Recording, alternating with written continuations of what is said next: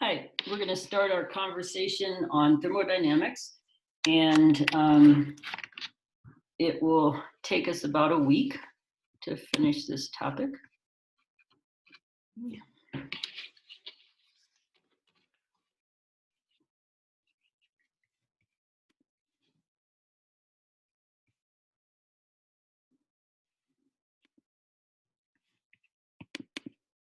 Okay, so thermodynamics, we're going to start with the first law. There are actually four laws of thermodynamics. The first, second, and third came first, and then they realized they needed a law about temperature, so there's also a zeroth law. We're going to find that these laws of thermodynamics allow us to understand which direction a reaction will go to reach equilibrium, and then also what is equilibrium? Why does a reaction stop changing at some point? So this will be helpful in a lot of things that we think about. Biochemistry, electrochemical cells, those will be two good examples that we can look at after we finish our discussion. So in order to study the laws of thermodynamics, we have to understand work and heat. Thermodynamics is a study that's concerned with the transformation of energy, and in particular, the transformation of heat and work and vice versa. So we're going to look at heat moving in and out of systems. Heat and work are two ways to move energy. And so we'll start with topic 2A, which is work. So after we finish this, so when we're talking about thermodynamics,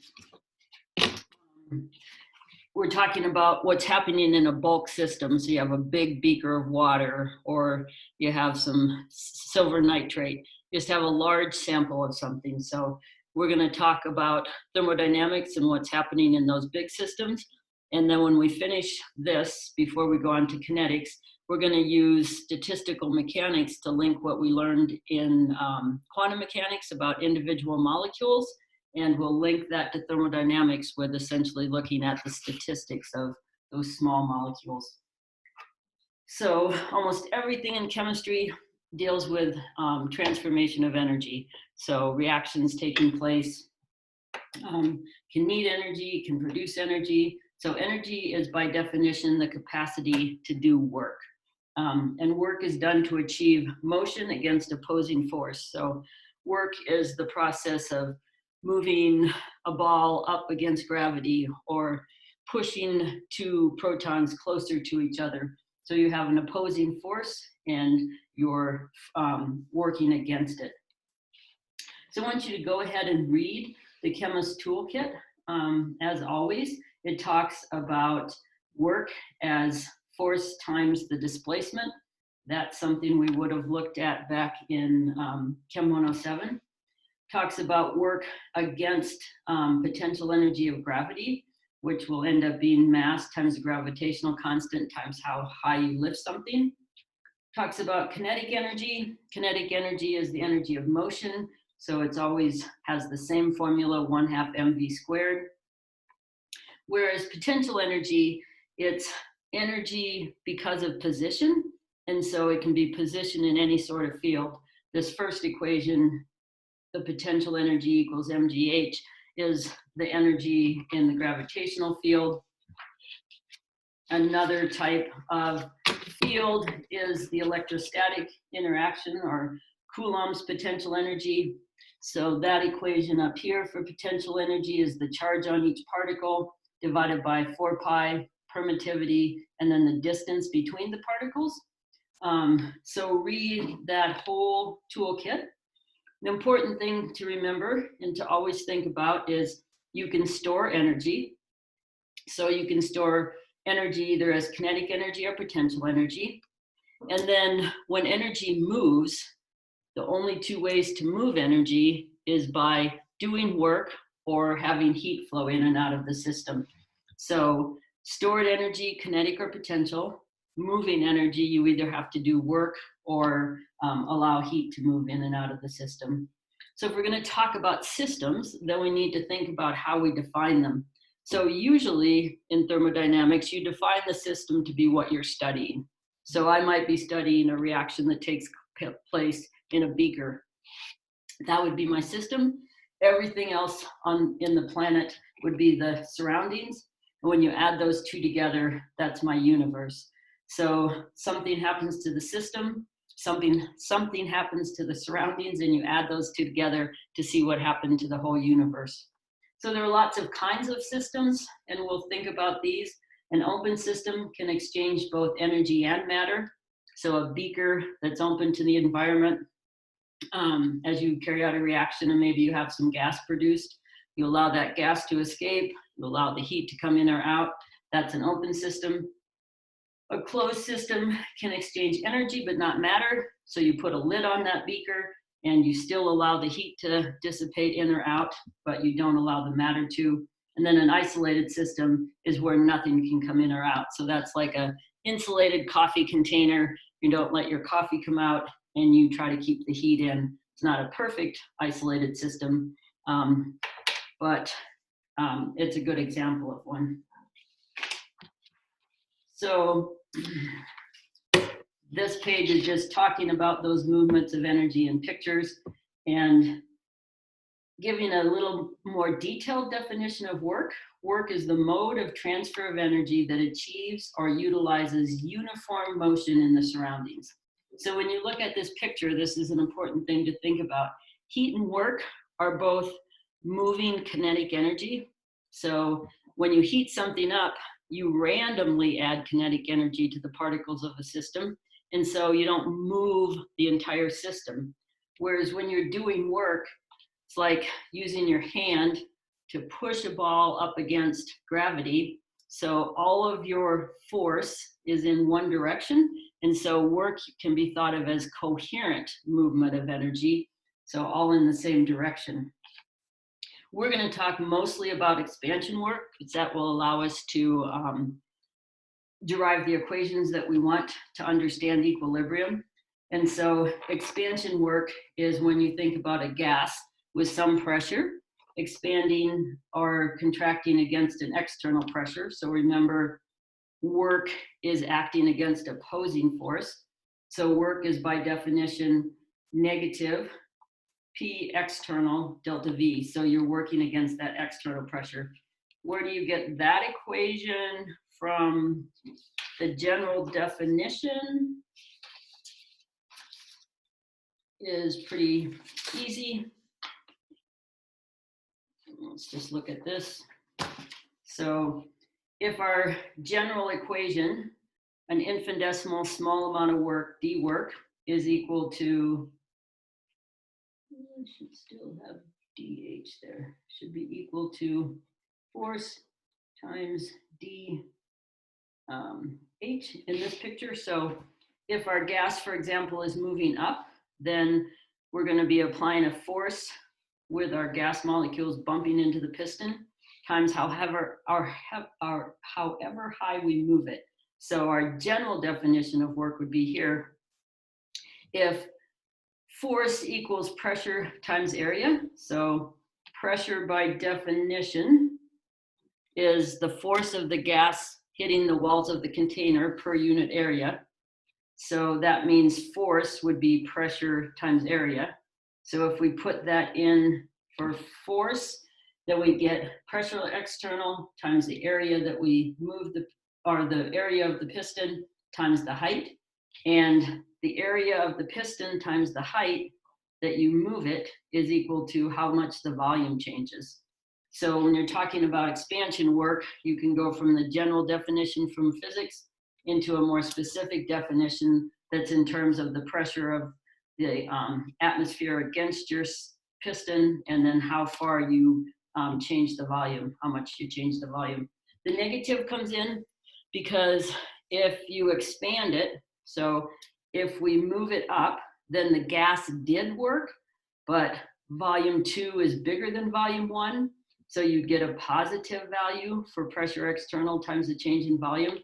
But we want work to then be subtracted from our energy. So by convention, we're going to put the negative there so that when the gas does work, work is negative, and that will mean that the energy of the gas went down. Okay, so expansion work.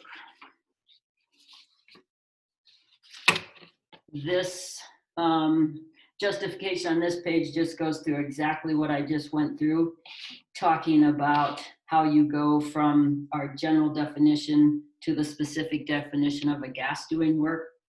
When we look at that equation, if you're expanding against a vacuum, so you have zero external pressure, then work is zero, no matter how far you change the volume.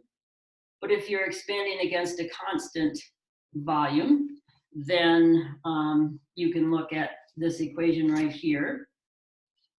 So change in volume will be final volume minus initial. And that will really be, if you're having a reaction take place, just the gas law, and then subtracting final from initial is really subtracting or a measure of how many moles of gas have changed in your reaction. So then you can put that in for dV. And what happens is the external pressure cancels from the top and the bottom, because the external pressure finds your volume, and then it's also part of work. So it ends up that work, if you're against a constant external pressure using an ideal gas, is negative RT times change in number of moles of gas. So I made this problem harder than it is. You could have just used that simpler equation. So this is determine the work done when 1 mole of propane gas molecules react with oxygen to produce carbon dioxide and water. So we have 6 moles of gas on the reactant side and 3 moles on the product side. So our change in number of moles will be 3.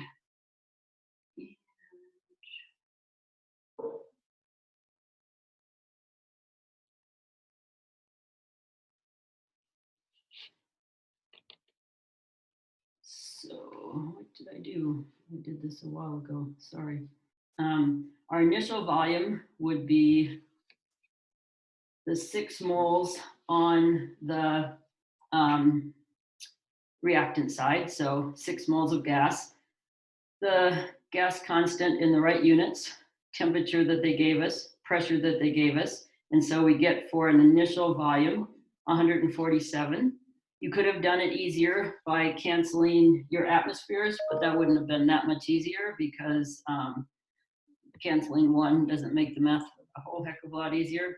So then the final volume will be going from 6 down to 3. So just replacing this guy with 3 moles. And so our final volume, our initial volume, so the atmospheric pressure we're working against is 1 atm, and then it's final volume minus initial, and we end up with 73.5 atmospheres decimeter cubed, which is a fine unit, but no one ever really uses that unit. So we'll convert that with this conversion here. There are 101 joules per atm decimeter cubed. And then I also just changed it from joules into kilojoules. So you end up with positive 7.4 kilojoules. So the volume was bigger. So in the process of going from 6 moles to 3 moles, the gas was compressed. And so the work is positive. We added energy to the gas in the form of work. Okay, so now we want to talk about reversible work, because it's going to turn out everything reversible is a thermodynamic limit. So it's going to help us prove things if we can say the thermodynamic limit of entropy or something else is based on a system. And if we do everything reversible, that will be the limit. So a system that remains in mechanical equilibrium with its surroundings at all stages of the expansion does maximum expansion work.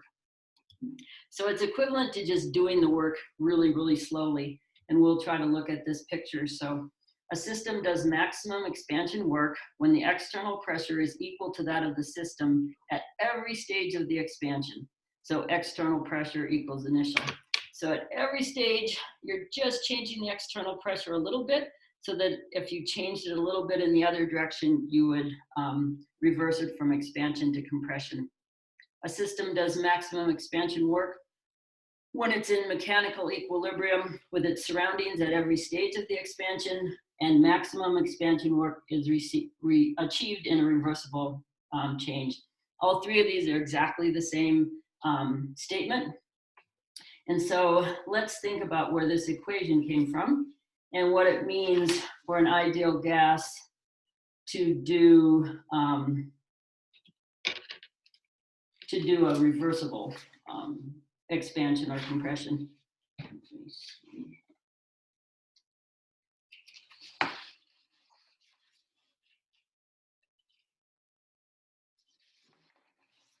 Let's go through thinking about what it means. So if we start out and dW, an infinitesimal amount of work, is equal to negative external pressure dV, then if we're going to say it's reversible, we're going to replace external pressure with internal pressure. That's the only way to do it slowly enough to say that it's reversible. And then if we want an actual equation, let's assume we're at constant temperature because we won't be able to integrate over two things changing. And let's say we have a perfect gas. So we end up with work, if you integrate the left-hand side, is equal to negative pressure of the gas times the differential of volume from V1 to V2. But we can't just integrate P because we need to know how it's a function of V. And if we have a perfect gas, then P equals nRT over V. You put that in. You take the integral, and you'll do the same integral probably 10 times in thermodynamics. The integral of 1 over x is natural log of x. And then when you take the limits, work ends up being negative nRT ln of V2 over V1. So get used to, when you're writing down equations that you'll be able to use, making sure that you specify every single thing that has to be true. This is only true if it's a reversible work, if it's a perfect gas, if temperature is constant. So you can read this. I actually found this kind of confusing. I don't think it's really very helpful, this particular discussion of integration. The only thing that's important in that discussion is to remind yourself that integration is an area under a curve. So one way to approximate that would be to add up a bunch of rectangles that make up the shape of that curve. That's something you're going to do sometimes when you make approximations. But the rest of it, I don't think I would read. I find it too confusing. So the justification just goes through the derivation that I just went through for you. So deriving this equation that has very specific times you can use it. So is that it? Oh, we want to do this one last self-test. And then I want to talk a little bit about reversible work. So calculate the work done when 20 grams of nitrogen gas is compressed reversibly from 2 decimeters cubed to 1 at 25 degrees. So 20 grams of nitrogen is equal to 0.714 moles. So that many moles. I'm going to use the gas constant in joules. Temperature was 298. Natural log, we're going from 2 to 1, is natural log of 1/2. So the answer is plus. And it's a good idea, even though it's plus, and that could be assumed, to always put the sign on your work and your heat as we go through this chapter to remind me that you've looked at it. So plus 1.23 kilojoules of work in that process. So let's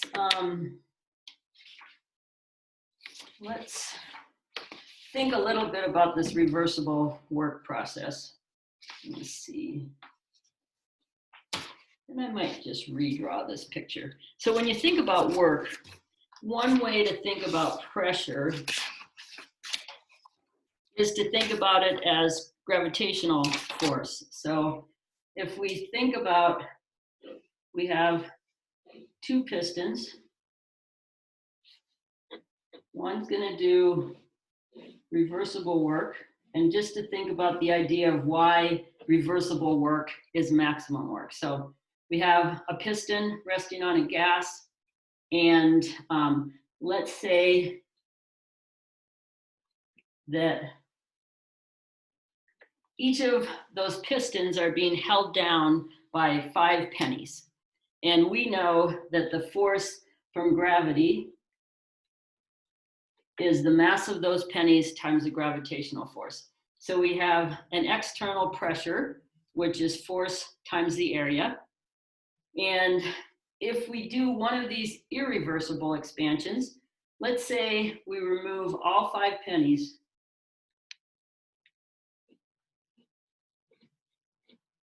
And then our piston is going to fly up because we've decreased the force. It's going to fly up some height. And we're going to leave all the pennies on the bottom floor. So if work can be defined as lifting a weight against gravity, let's think about a more reversible way to do this. So we're starting at the same location and we take off 1 penny. When we take off 1 penny, we only change our external pressure a little bit. It's almost equal to the internal pressure, but the piston goes up a step. But now we only have 4 pennies, okay?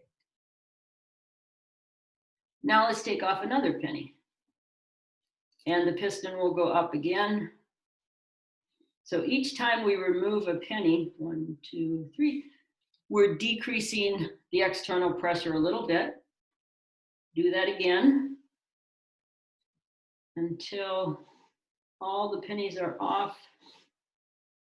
And our piston, at that point, will have the same exact pressure as this one does, because all 5 pennies are gone. But notice over here, we essentially did no work. All the pennies are left on the floor. Over here, we lifted we took 1 penny off and lifted 4 more up. Then we lifted those 3 up, and we've lifted 4 of the pennies up against the force of gravity so that each of these did work, whereas over here, we essentially had no work done because we left all the pennies on the floor. So just trying to get you to think about what it means to say a process is reversible and how that relates to being able to get more work out of it. So you can keep thinking about that and ask me questions if you come up with any. So that's all of the topic on work. Next, we'll learn about heat.